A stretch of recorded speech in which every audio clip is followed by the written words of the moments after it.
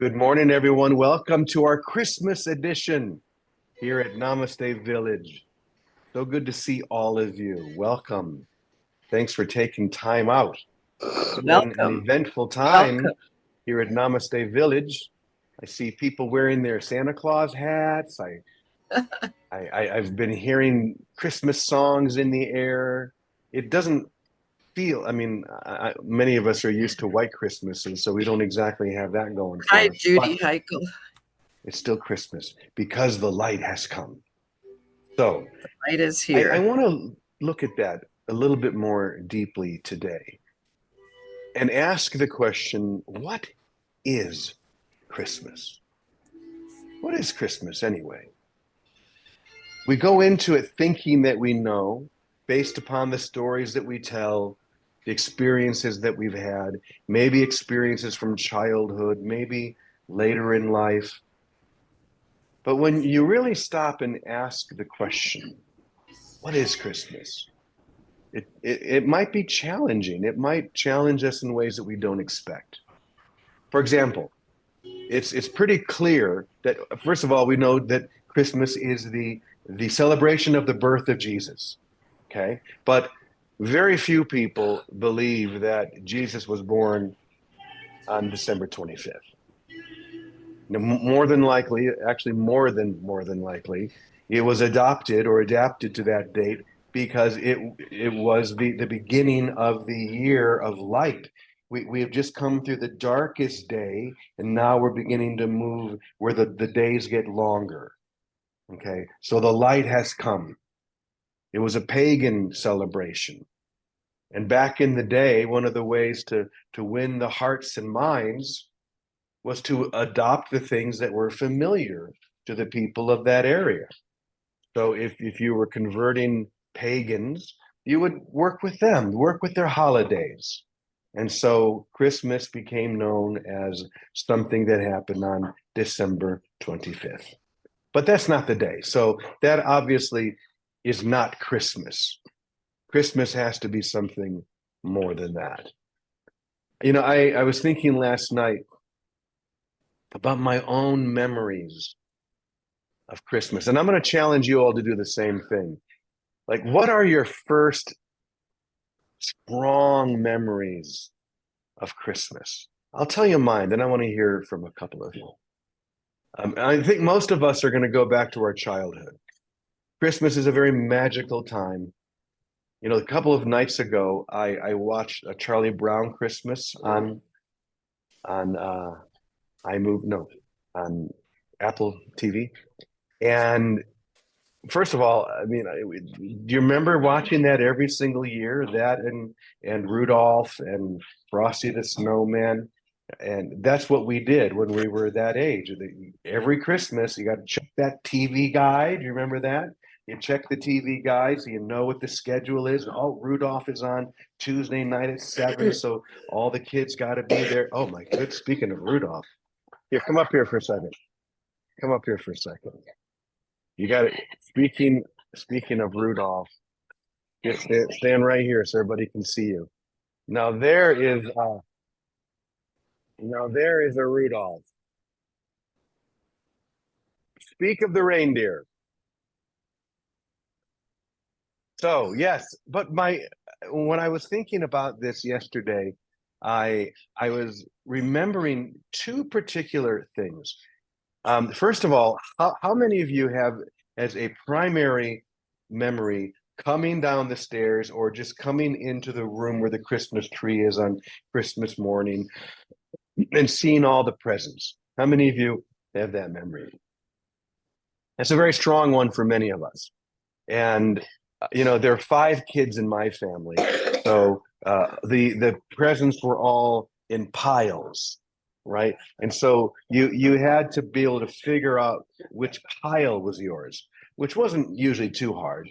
But the memory that came to me immediately, the first thing, and it was so clear, so clear. How many of you remember who Bobby Sherman was? Bobby Sherman, he was like a teenage heartthrob back in the early 70s. And I loved Bobby Sherman. And I can still remember This is before I started to uh, learn about cool music. This was not cool music at all. But there was my Bobby Sherman album. That's how I knew. That's my pile. That was a big thing on Christmas morning. Which pile is yours? And you could usually tell by the gifts that were in that pile.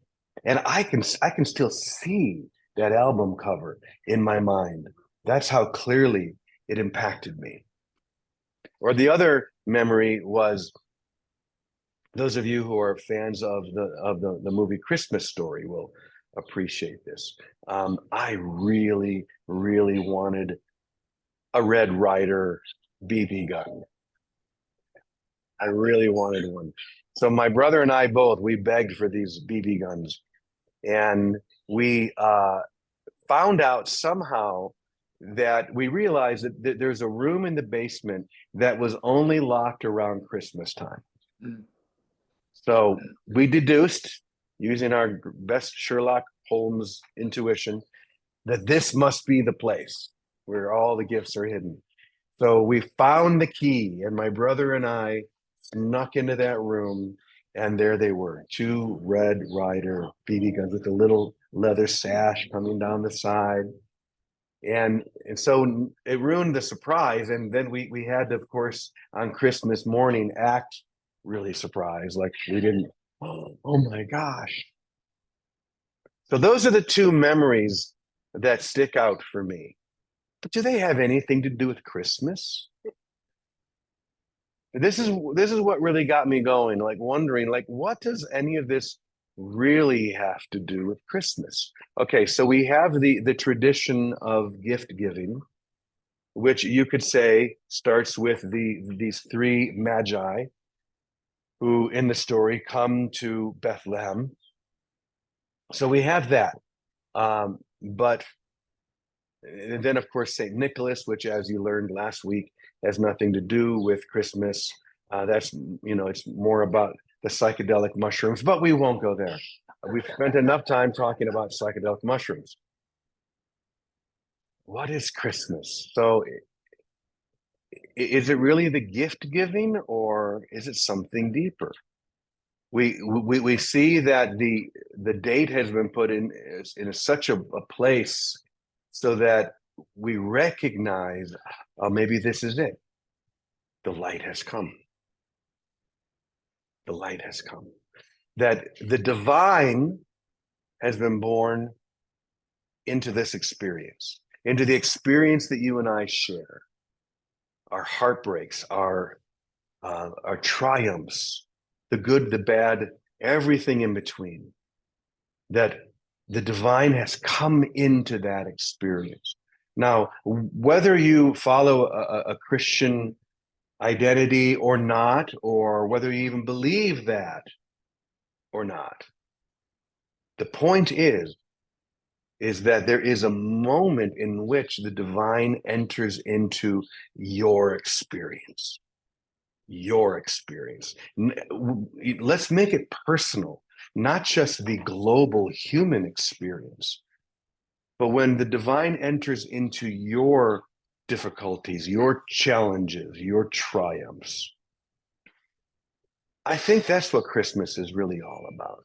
We can let go of the Christmas trees and the presents on Christmas morning. We can even let go of the Christmas carols. And I mean, those are all beautiful traditional things that get us into the celebration of the moment. But when we just soften into this idea of the light coming into the world, into your world, into your experience, it changes it for me. It makes it more rich. It's rich now. It's not just cotton candy and candy canes. That's not what Christmas is. So I'd love to hear from one or two of you. What are your earliest memories of Christmas, and what does that tell you what Christmas is? And if any of you want to hear it, Namaste, want to say anything, I'll repeat it back for the Zoom audience. Yes.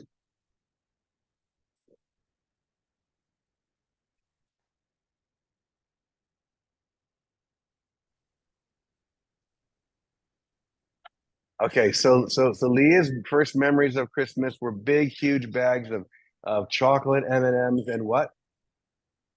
Hershey's Kisses before we knew that eating sugar in the morning was not a great idea. That's what Christmas was. It's a defining moment. Who else? Yes, Jet.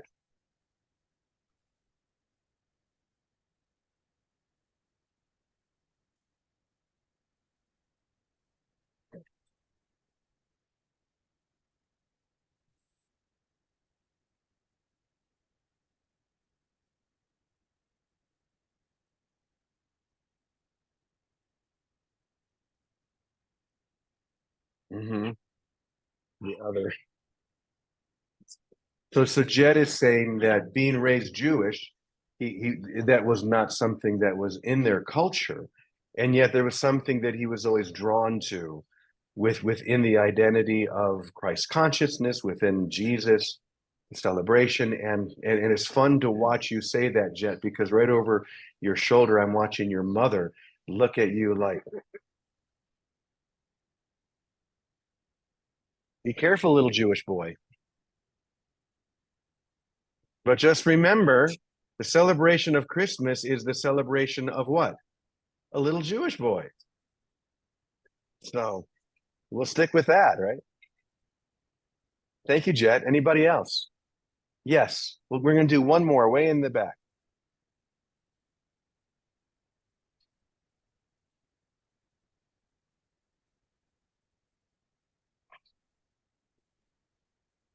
Mm.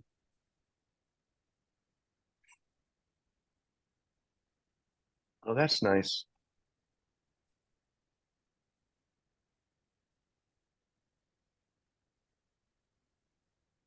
But something different was happening on Christmas Eve.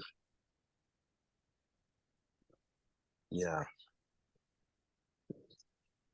She's talking about high mass in the Episcopal Church for the midnight mass.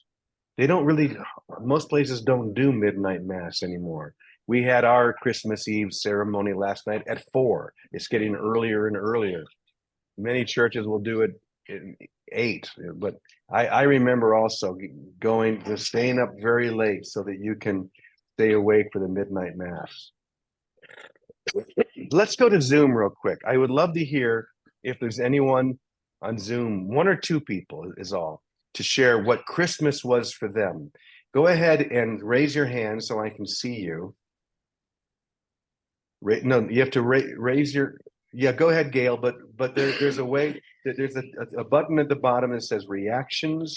Gail, you go ahead. But if anyone else wants to say anything, go to the button that says reactions and then raise your hand. So Judy will be next. Gail, go right ahead. Okay, Are you unmuted? There you go.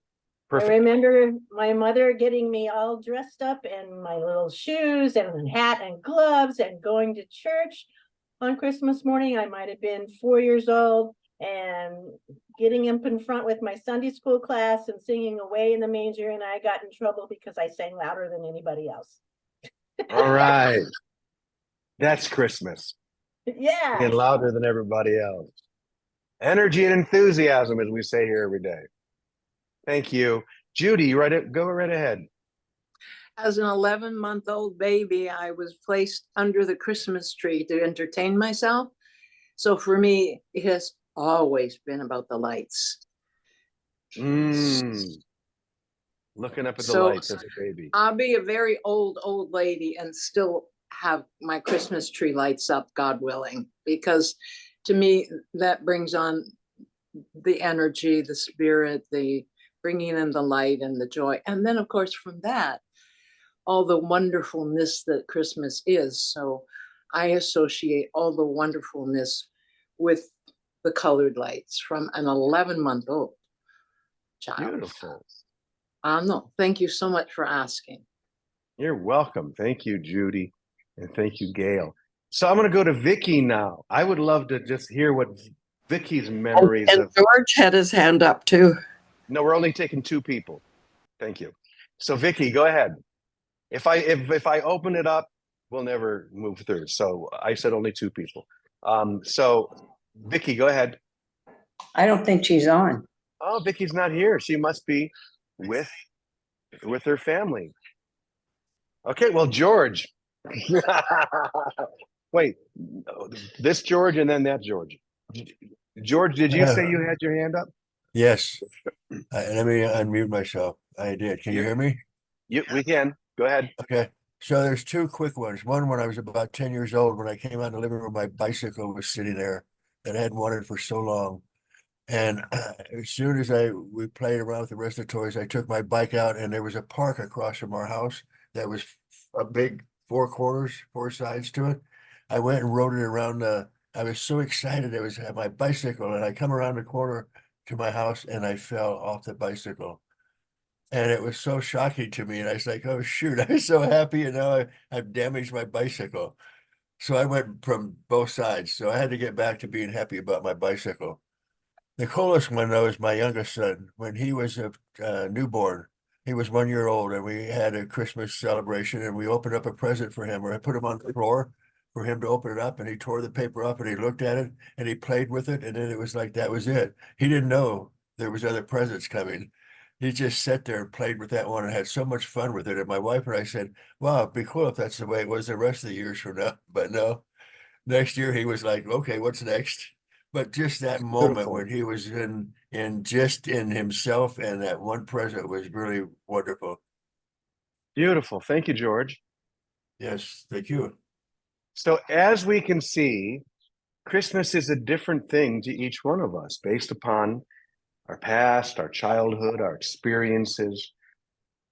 But if we can narrow it down to the single most important element, I would say we hit on it earlier when we said the light has come. The light has come into our hearts. The light has come into our lives. The light has come into the world, even though it seems today, for example, these days in the world, that the light is very hard to find. Maybe that was true back 2,000 years ago. If you think of Bethlehem today, this very day, Bethlehem is quiet, somber, sad because of what is happening in that region of the world. Usually Bethlehem during the week before Christmas would have hundreds of thousands of people coming through to celebrate and buy little Christmas ornaments or nativity scenes made out of olive wood. But today it's very quiet, much like it probably was 2,000 years ago, when early in the evening, this young girl, probably only 15 or 16, think of it this way, a middle schooler is about to give birth with nowhere to stay, no one to watch over her except for her soon-to-be husband. The fear that she might have felt, the anxiety. Maybe these are things that speak to us of Christmas at this time as well. The anxiety of people whose lives are uncertain, and yet the light has come. And it's up to us maybe to reflect that light, to shine that light, to recognize that light. You know, I was at the sermon or the church service that I did yesterday. I quoted a line from Meister Eckhart, who said, "We must become as the mothers of God, for the Christ needs to be born this and every moment. The Christ is needing to be born through you." And maybe it's that through you, through each one of us, that takes us to the real heart of Christmas. It's not something that happens to us, but through us.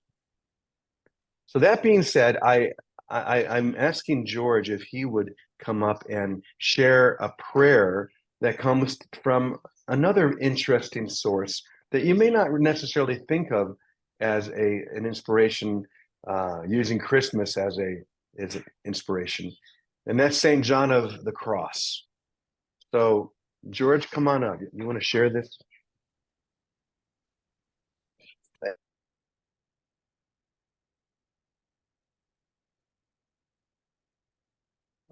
Hey, can you say Sure. that way they can see you and hear you? Feliz Navidad.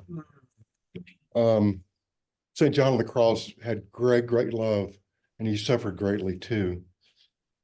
And this is a poem that he wrote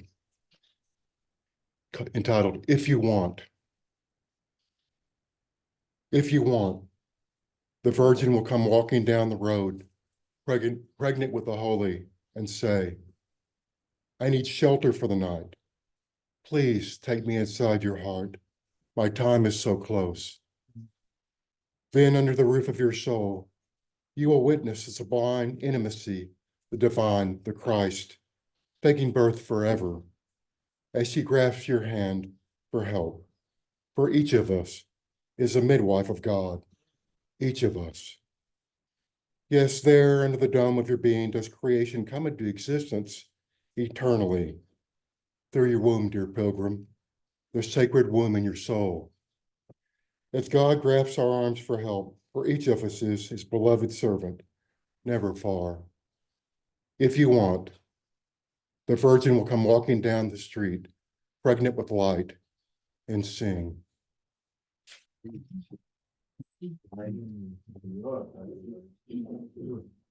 It's beautiful. Thank you, George. When you called out George, I got out of my seat to come join you, and I realized where I was. If you want, you have to want it. Maybe that's the key.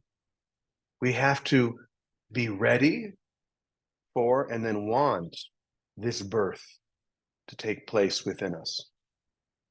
So ultimately, what Christmas really is the truth within you being born.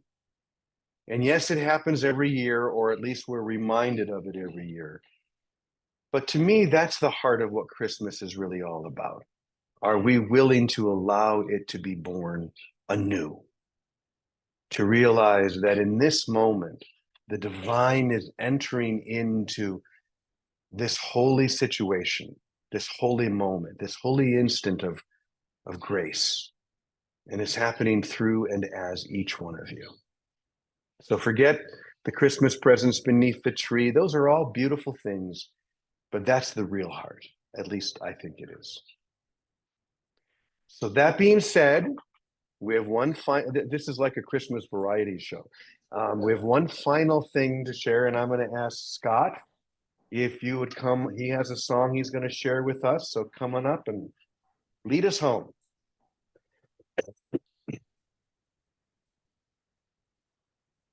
Thank you. Here, bud.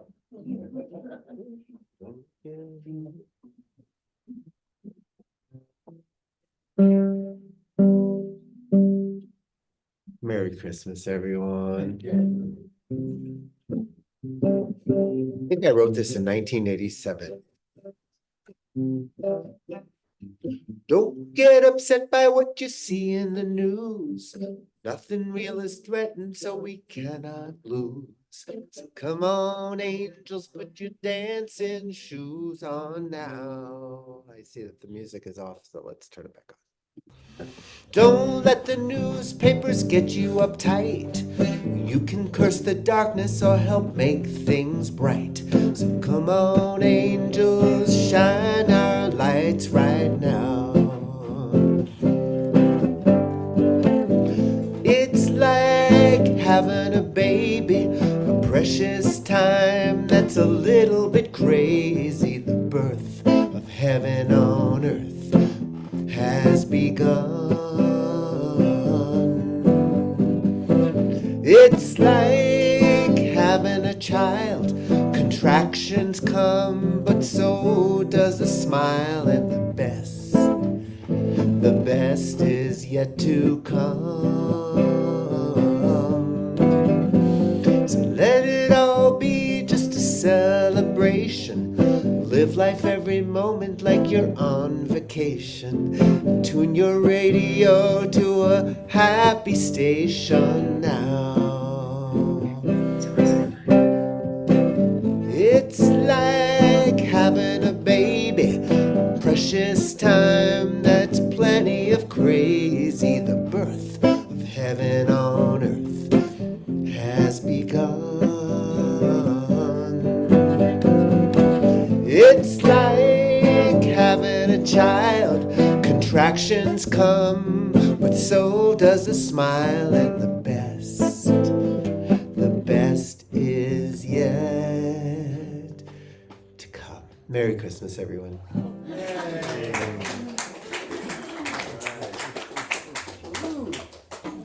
Thank you, everyone. What a beautiful way to start off this morning. So, thank you. Have a wonderful Christmas, everyone. Celebrate that it's happening right now. Celebrate that it's happening right now, not just 2,000 years ago. It's happening right now. I think that's the biggest and most important thing we can focus on. It's happening right now through and as each one of you. And we say together, Amen. Amen. Amen. Amen. Amen. So, Ditto. have a Merry Christmas, everyone. I love Merry you all. Christmas. See you Ho, ho, tomorrow. See you ho. tomorrow. Keep them I love laughing. you. Ho, ho, ho. Merry God bless. Christmas.